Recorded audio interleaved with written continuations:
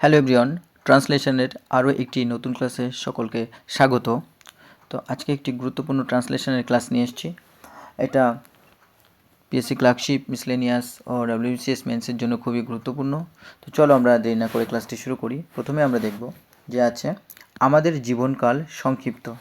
তাহলে কি লিখব যে our life span is short. এখানে আমাদের জীবনকাল হয় কথাটি উজ্জ্ব আছে, তো সেই কারণে কিন্তু এখানে ইজ ব্যবহার করা হয়েছে। Our life span is short, short অর্থাৎ সংক্ষিপ্ত। তো এই শর্টের আমরা সিনোনিম লিখতে পারি যে ব্রিফ, ব্রিফ বা আমরা বলতে পারি কনসাইজ, কনসাইজ অর্থাৎ সংক্ষিপ্ত। তো অনেকগুলো সিনোনিমস জানলে আমাদের সুবিধা হবে, আমাদের ওয়ার্ড পাওয়ার বাড়বে এবং কখনো আমরা একটি ভুলে গেলে আরেকটি ওয়ার্ড আমাদের যাতে মনে থাকে এবং খুব দ্রুত আমরা সিনোনিমগুলো খুব দ্রুত আমরা ট্রান্সলেশন করে নিতে পারি। তো চলো পরের সেন্টেন্সটি দেখি। কিন্তু আমাদের অনেক কাজ করতে হবে, কাজ করতে হবে বা কাজ করার আছে, আমরা এরকমও লিখতে পারি। But we have a lot of work to do, বা আমরা এইভাবে লিখতে পারি but we have to, but we have to do, আমাদের করতে হবে এ লট অফ ওয়ার্ক, আমরা এইভাবে লিখতে পারি। তাহলে but we have a lot of work to do, আমাদের অনেক কাজ আছে যেটা করতে হবে, বা but we have to do a lot of work, আমাদের অনেক কাজ করতে হবে। দুটোই কারেক্ট, আমরা দুইভাবে লিখতে পারি।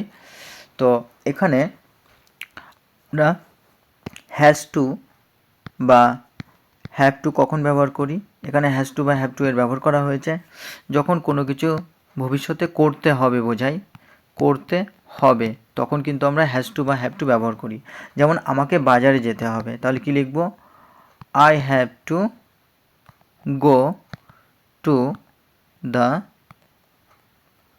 মার্কেট টুমরো, আমাকে আগামীকাল বাজারে যেতে হবে। I have to go to the market tomorrow, অর্থাৎ ভবিষ্যৎকালে কোনো কিছু আমাকে করতে হবে বোঝালে কিন্তু হ্যাজ টু বা হ্যাভ টু ব্যবহার করা হয়। তো চলো এরপরের সেন্টেন্সটি আমরা দেখি। মানব জীবন কতগুলি মুহূর্তের সমষ্টি ছাড়া আর কিছু নয়। তাহলে কি মানব জীবন অর্থাৎ হিউম্যান লাইফ ইজ নাথিং, কোনো কিছু নয়, more than the some of many moments, অর্থাৎ অনেক মোমেন্টস বা মুহূর্তের সমষ্টি, সাম অফ মেনি মোমেন্টস, অনেক মুহূর্তের সমষ্টি ছাড়া আর কিছুই নয়। তাহলে আমরা এখানে দেখব যে মোমেন্ট বা মুহূর্ত, মোমেন্টের আমরা সিনোনিমস লিখব। তো এটাকে আমরা আই উইঙ্কও বলতে পারি, আই উইঙ্ক অর্থাৎ মুহূর্ত, বা আমরা এটাকে ফ্ল্যাশও বলতে পারি মুহূর্ত। তো চলো আমরা পরের সেন্টেন্সটি দেখি। সেজন্য আমরা একটি মুহূর্ত বৃথা অপচয় করব না, করব না অর্থাৎ এখানে কিন্তু ভবিষ্যৎকালকে বোঝাচ্ছে। তাহলে দ্যাটস ওয়াই অর্থাৎ সেই কারণে, তো দ্যাটস ওয়াইকে আমরা দ্যাট ইজ ওয়াইও বলতে পারি। তো এখানে সংক্ষিপ্ত বা কন্ট্রাক্টেড ফর্ম ব্যবহার করা হয়েছে, that's why we will not, will নটকে আমরা কি বলি? উইল নটকে আমরা বলি ওন্ট, উইল নটকে আমরা বলি ওন্ট সংক্ষিপ্ত আকারে।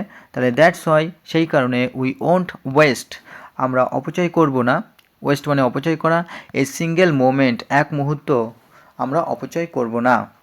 তো এখানে ওয়েস্টের আমরা সিনোনিম দেখব। ওয়েস্ট হচ্ছে আমরা বলতে পারি মিসইউজ, মিসইউজ করা বা ডিসিপেট করা, ডিসিপেট করা, বা আমরা বলতে পারি মিসস্পেন্ড, মিসস্পেন্ড। তো এইভাবে আমরা অনেকগুলো সিনোনিম জেনে রাখব।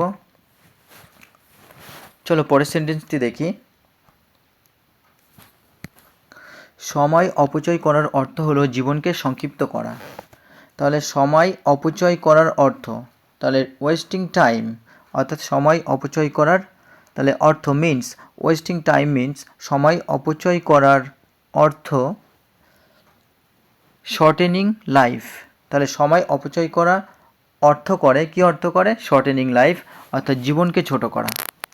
তাহলে এখানে শর্টেনিং লাইফ অর্থাৎ ছোট করা, আর কি ছোট করা? জীবনকে ছোট করা, বা আমরা এটাকে কি বলতে পারি? শর্টেনিং অর্থাৎ ছোট করা, বা কার্টেলও বলতে পারি আমরা, কার্টেল অর্থাৎ কমিয়ে দেওয়া, বা ডিক্রিজ করা বলতে পারি, ডিক্রিজ করা। চলো আমরা পরের সেন্টেন্সটি দেখি। সময় এবং স্রোত কারোর জন্য অপেক্ষা করে না। তাহলে সময় এবং স্রোত, আমরা একটি ফ্রেজ ব্যবহার করি যে সময় এবং স্রোত অর্থাৎ time and tide. Time and tide এটা হচ্ছে একটা ফ্রেজ। এই ফ্রেজের অর্থ হলো সময় এবং স্রোত কারোর জন্য অপেক্ষা করে না। তাহলে টাইম অ্যান্ড টাইড ওয়েট, অপেক্ষা করে না, ফর নান, বা এটাকে আমরা নো ওয়ানটাকে আমরা লিখতে পারি নান, আমরা নানও লিখতে পারি, নান বা নো ওয়ান একই অর্থ বোঝায়। তাহলে time and tide wait for none, সময় কারোর জন্য, সময় এবং স্রোত কারোর জন্য অপেক্ষা করে না। তো বন্ধুরা আমরা খুব সহজেই কিন্তু এই ট্রান্সলেশনটা করে ফেললাম, যদিও কয়েকটি ওয়ার্ড আছে যেগুলো খুব দ্রুত মাথার মধ্যে আসবে না, তবুও তোমরা যদি এই ট্রান্সলেশনগুলো বারবার ফলো করো এবং আমার সাথে সাথে তোমরাও খাতা পেন নিয়ে বসে যাও প্র্যাকটিস করার জন্য, তাহলে আশা করি ট্রান্সলেশনে তোমাদের জড়তা কাটবে এবং খুব যে ধরনের ট্রান্সলেশনই দিক না কেন তোমরা পরীক্ষায় অ্যাটেম্প্ট করে আসতে পারবে। তো যারা চ্যানেলটিতে প্রথম তারা অবশ্যই সাবস্ক্রাইব করে পাশে থাকা বেল আইকনটি প্রেস করে রেখো, এই ধরনের যখনই ক্লাস আনবো তোমরা পেয়ে যাবে। আর যারা এতক্ষণ ধরে চ্যানেলটি দেখছিলেন তাদের জন্য অসংখ্য ধন্যবাদ।